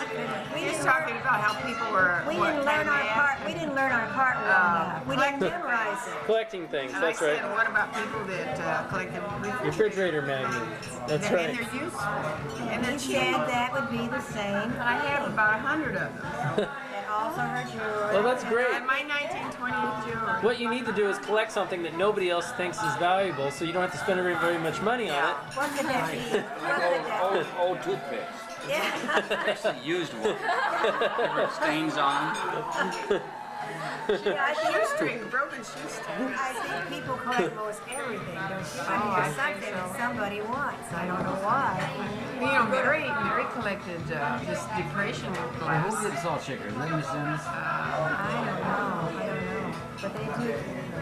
Oh, I have another collection, by the way. I have birds made out of mushrooms. Now, can you believe that? Birds made out of mushrooms. Yeah, That is getting pretty good there, I have to admit. Get that again. Say that again. Say that again. Birds made out of mushrooms. You get that? Dried mushrooms or what? And they shave the mushroom and they form the little wings and the little tail. Oh. And they don't cost much either. I get them over in Indiana at That's one of my Nashville, favorites. Brown County at Nashville. That little tail. Isn't that An amazing part. She's got The most only. I ever paid for one, I think, was $6.50. She has 3 of the 5 in the world now. I imagine they're priceless. So I'm 3 times what? Gentle madness. Oh, yeah, there you go. Now that's leading you into your cue. Now, but you're to react to that. You're to react to that. I'm waiting. Yeah. I didn't like say. the term madness. I can see. No, you but know, gentle. gentle Well, you know when I something did else, first get but that not book, madness. I almost took slight offense to it. Who got it for you, Don? I did. Slight offense. Did you think your dad might or might not Slight. like it? Not much, but just the fact that it was an abnormality, that most people don't collect books, and that I am. I think and Mary in Earl over the did. centuries, it has been considered an abnormality. Then I got to thinking, yeah, it is. Yeah, they got It quite is. a library too. Mary Earl. It's not necessarily old books. Yeah. It's just books that they want. Yeah, I imagine Mary's read If I had every a one. place to put them, I'd have more books. She's probably read every one of them. But I don't have any bookshelves. How you gonna do, Aaron? Look at this. Change for that. You wanna make them make you change? No, I'll give you. She says she's 4. I'll just put it. How old are you? Alright. So Daddy paid his. No, $19.95. Doesn't even require a comment. No, you know it's. Doesn't even require. Okay, now what'd I you thought say it was about pretty what'd you say humorous. about I Columbus? don't know as I want Thought to it say was it. humorous. Hear that? He thought humorous. So you got. So that gives you the gist of the story. Well, these are two of the three best sisters I got. I'll tell you that. He says that. I'll say that anywhere. Boy, I know you. You're what we made you. why am I here? And I don't know if that's good or bad. I know. I don't know if we Oh, did I a think good, you know what good it is. job. Good I job. think you know.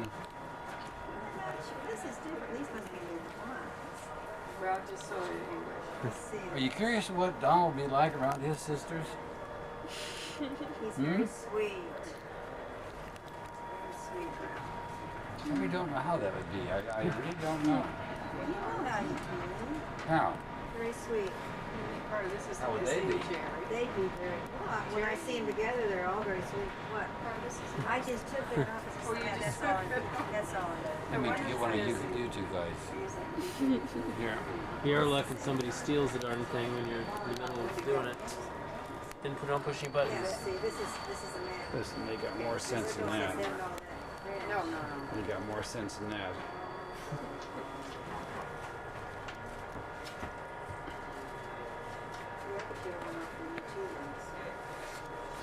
You have the camera fixed to do somebody in if they tried to grab it. Oh, well, we're on a tube heading for Paddington and our hotel. Clear of the doors. And Dad's about ready to get mugged.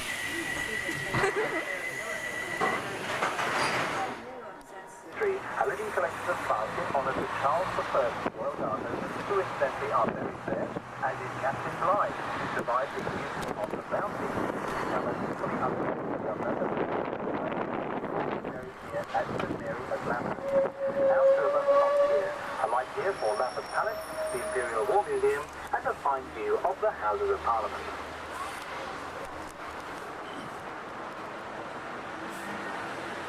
Welcome aboard London Pipe, Grand Tour of London, as we make our way now away from Lambeth Street.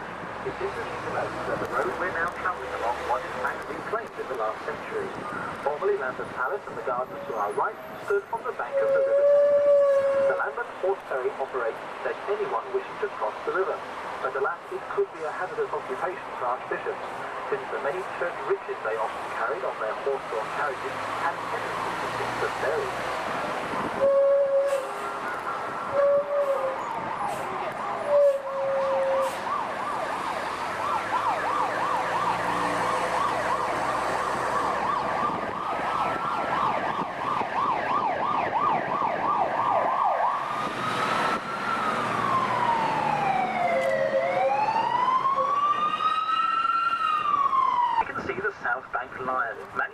Using codestone. The weather and properties of codestone are excellent, but unfortunately the exact formula is now lost.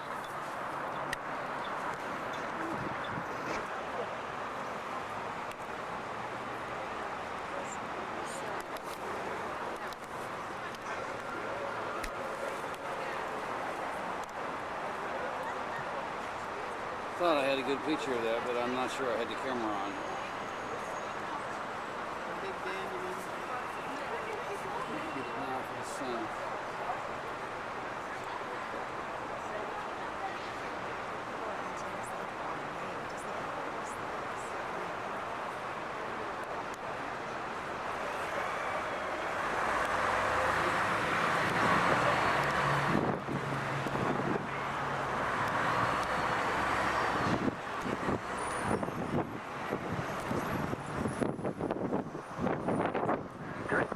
There's a small church on the corner of the square, which is St Margaret's of Westminster, dating from 1523.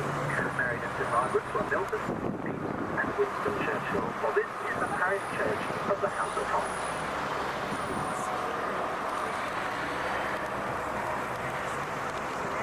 Behind St Margaret, we can see the very much larger church, which is Westminster Abbey. My camera says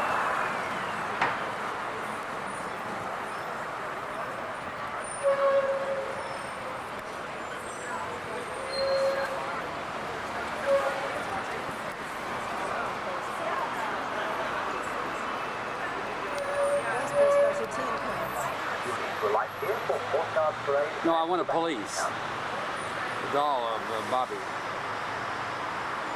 And it's hard to know. Some of them they got them in little cans. There's some down there, right there. Dolls, one pound. Oh, that's frustrating. Whilst the white plume indicates the lifeguards are on duty on the Admiral Lord Nelson 184 feet high above London. Nelson went to sea when he was 12 and was an admiral by the time he was 39. Nelson's column is situated in Trafalgar Square, named after the famous Battle of 1805, as a monument to the men and officers who lost their lives there. Admiral Lord Nelson died of his wounds. Also from here you have a wonderful view of Belfast.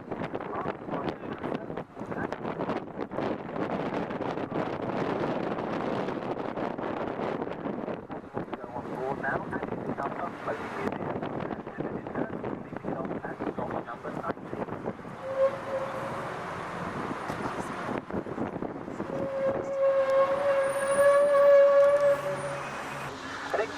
United States of America, where it now stands as a tourist attraction in the Arizona desert.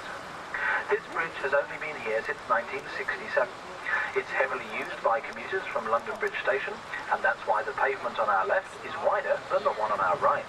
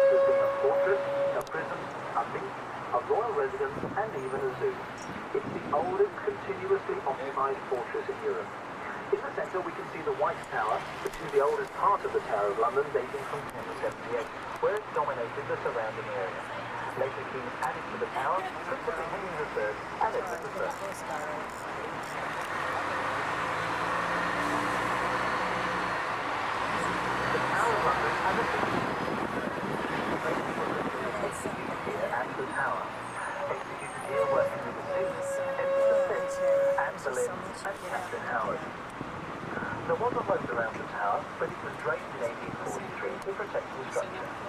The Tower of London is guarded by 41 yeoman warders, more commonly known as the Beefeaters.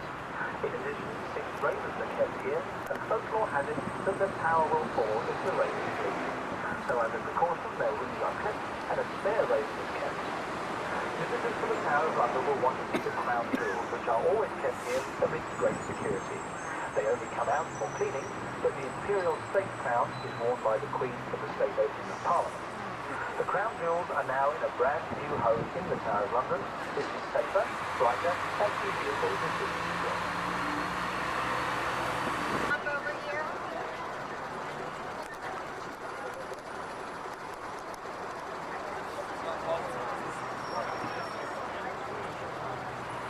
This is where Samuel Pepys climbed to the top in order to record the Great Fire of 1966.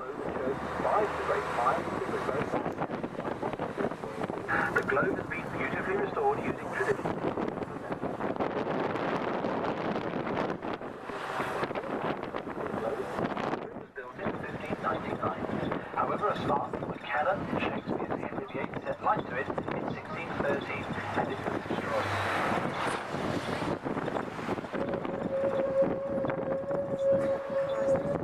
Performances take place regularly throughout. The smaller dome, surmounted by a gilt figure of Justice, is the Old Bailey. Slightly to its right, the much larger.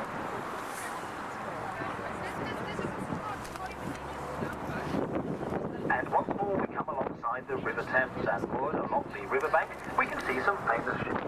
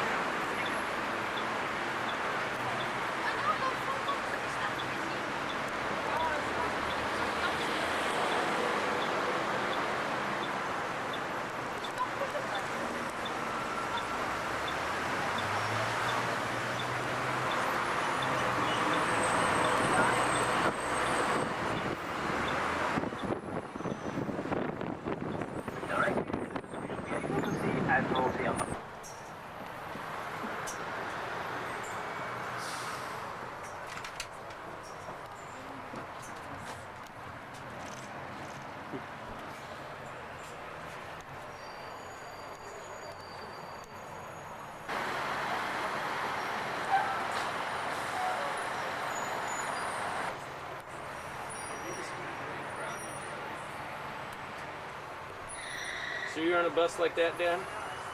Yeah. Yeah, I don't know what's the worst thing one of that, but it was very similar. Ours was one of the red ones, but it had an open top.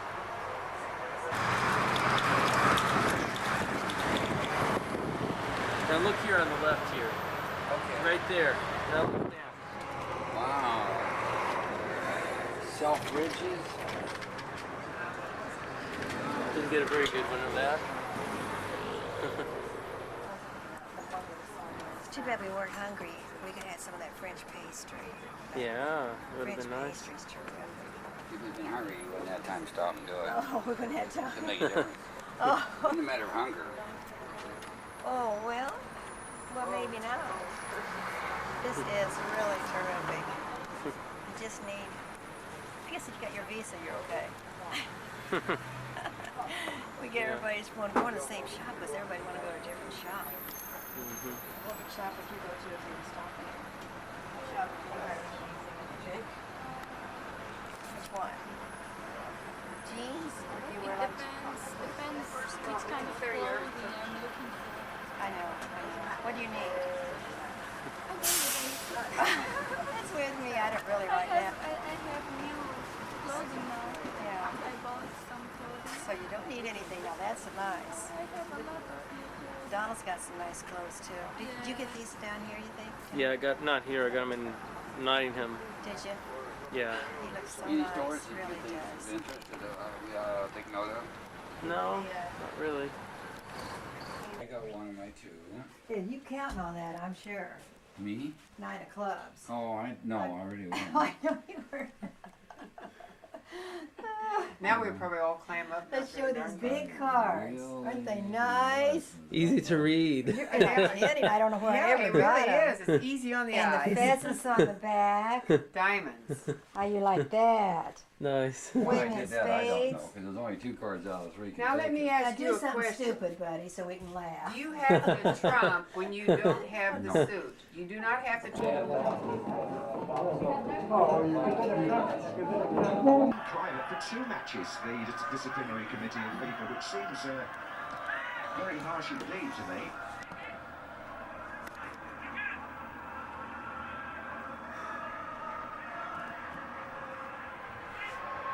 Boy, my TV doesn't show up at all on this camera.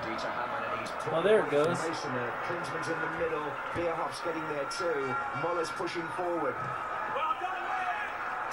America versus Germany.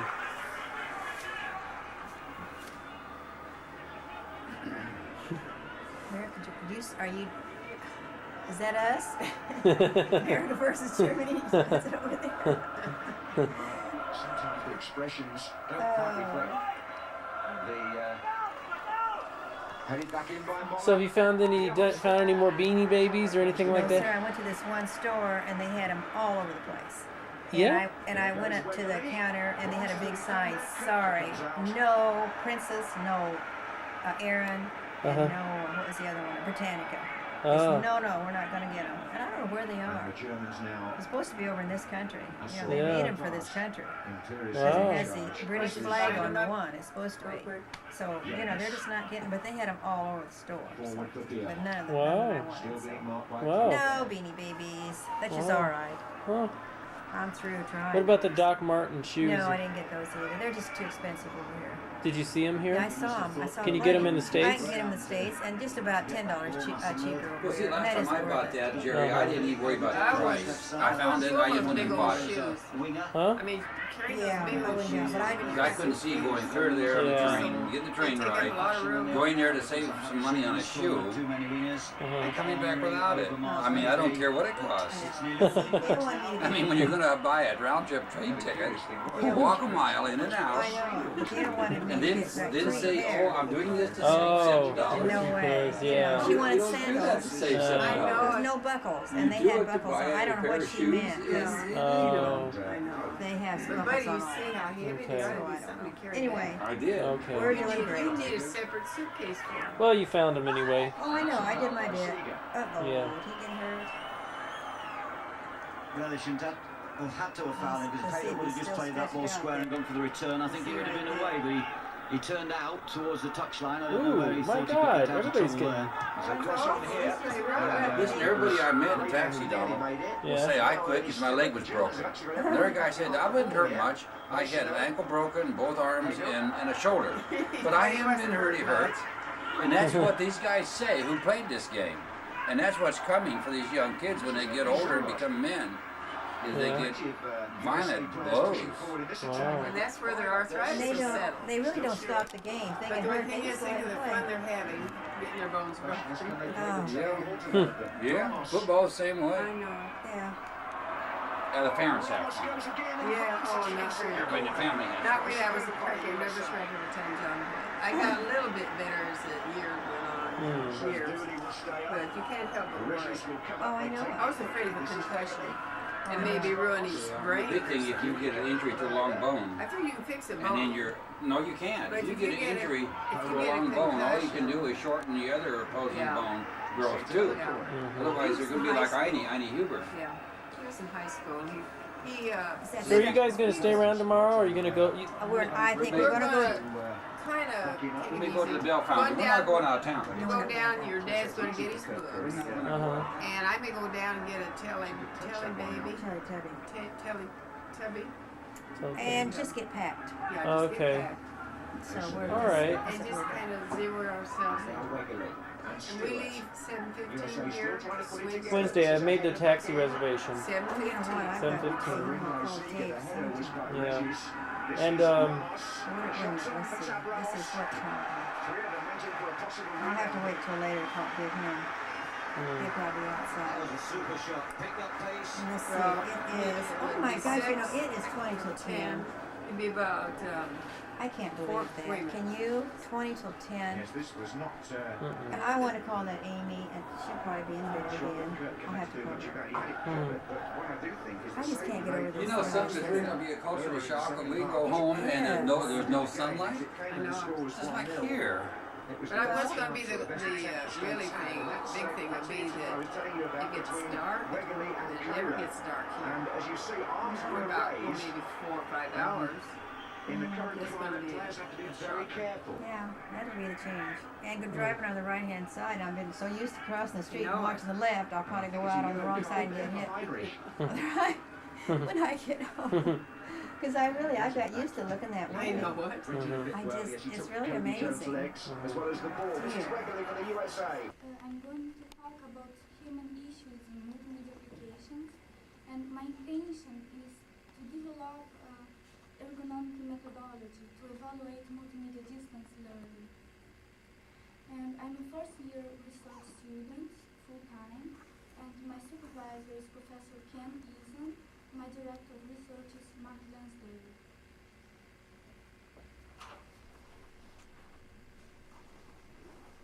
Media applications, and I'm not going to talk about each of these applications, but I could investigate the advantages in each application and also the disadvantages. After doing that, I developed a taxonomy of the human issues, and these colorful areas are the main areas that I'm going to take into consideration in the research project. I'm not going to consider biomechanics or legal issues or environmental issues, but I'm going to consider organizational and cognitive issues.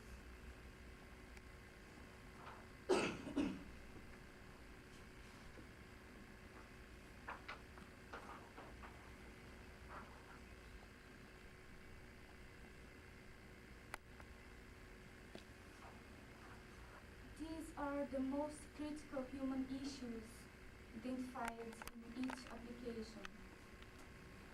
For example, in the area of education and training, tutors, lecturers, and professors have their respective roles changed when this new kind of technology is implemented. For example, in the case of teleconferencing, there are privacy concerns, and there are lags between the traditional activity, the traditional task, cognitive task, and also the task performed by the technology.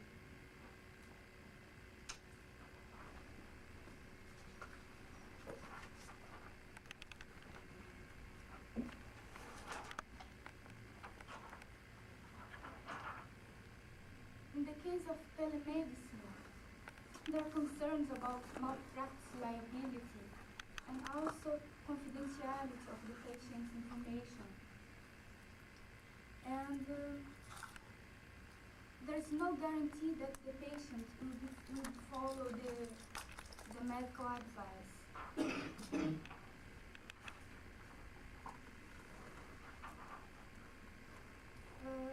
I'm going to talk about the methods now, the evaluation methods. And scenario-based design, for example, can be used in different stages of the development process. Also, a risk evaluation and walkthrough design. Guidelines and standards can also be used in the early stage and also in the late stage,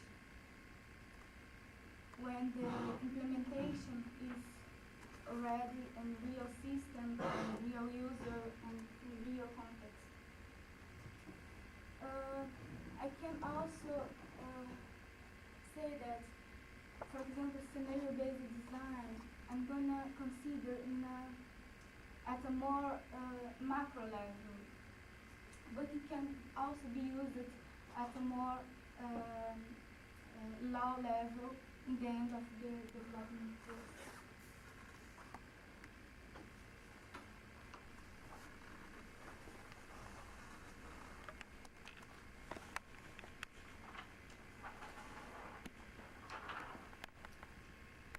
The methodology that I'm going to use in my research is divided in two different situations.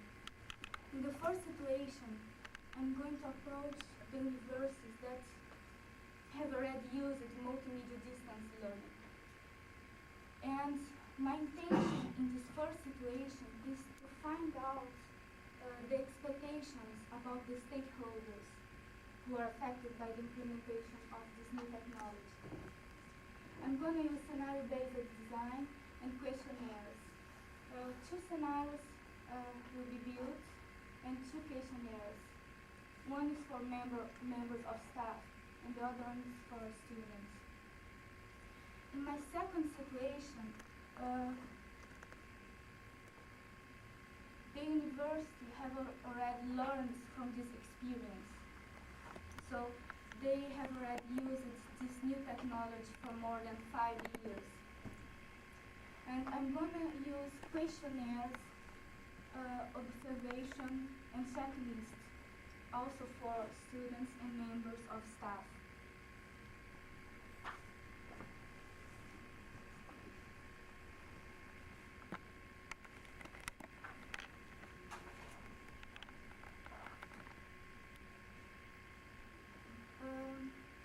Here are the activities that I've done and the activities for the next academic year.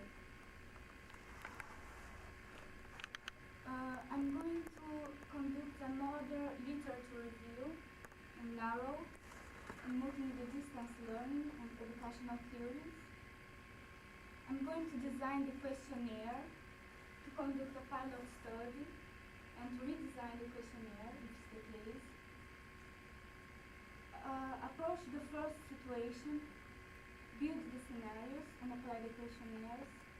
In the second situation, we do the field study, and I plan to visit the universities. Two or three universities in the United States, two universities here, and one or two in my country. Analysis of the results and draft the reports prepared for the next final review. So the next phase will be the experimental phase. And my intention is to have some results to show you in the next final review. I think that's it. Oh, now then, any questions? Oh. Can I, just to clarify in my own mind exactly what you're doing? You're developing this method of assessment of two scenarios in which multimedia techniques are being used in an educational situation. One for universities that have never used it before, and one for universities that have had up to 5 years experience. Is that correct? Then you're going to test, having developed a questionnaire in this country, is that right? Yes. Having developed that, you're then going to test it or use it in America, Brazil, and here. Okay, now I've got two questions. One is, why are you using two different methods of data collection for the two scenarios? In one you're doing checklists and observation, which you're not doing in the first scenario. And secondly, having developed your questionnaire, your instrument here, do you think that it's valid to apply that in a different educational situation, which you will meet in America, or which I assume you'll also meet in Brazil? The first question, why I'm using different methods in these two different situations? In other words, why not observe in the first situation as well?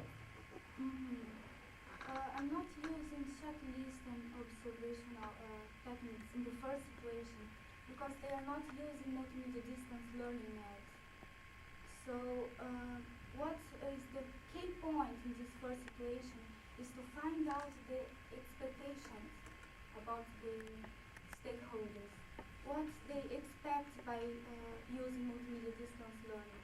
In the case of tutors, what they expect by teaching via multimedia distance learning. In the case of the students, what they expect by learning via multimedia distance learning. And that's why I'm going to use scenario-based design in the first situation. In the second situation, the universities are using this technology for more than 5 years, for example. And I have something to observe and I have something to check. That's why I'm going to use checklist. And questionnaire, obviously, I'm going to use in both situations. Okay, the idea of being at the second situation, I mean, is your idea, second situation, that you will see whether expectations that universities had in the first scenario are actually met by assessment in the second scenario. That's right. Are you also going to, presumably you're also going to ask in the second scenario whether the universities met their expectations? Sorry? Whether you're going to ask in the second scenario whether the universities you're assessing have met their expectations. Yes. Yeah. And also, the key point in the second situation is to identify how they evaluate these and how they are using this technology and in which kind of tasks, because the technology obviously is not going to replace the traditional way of teaching, but it's another way of teaching and just an additional way. And the differences between the countries? The second situation is to find out how they evaluate it and how they use it.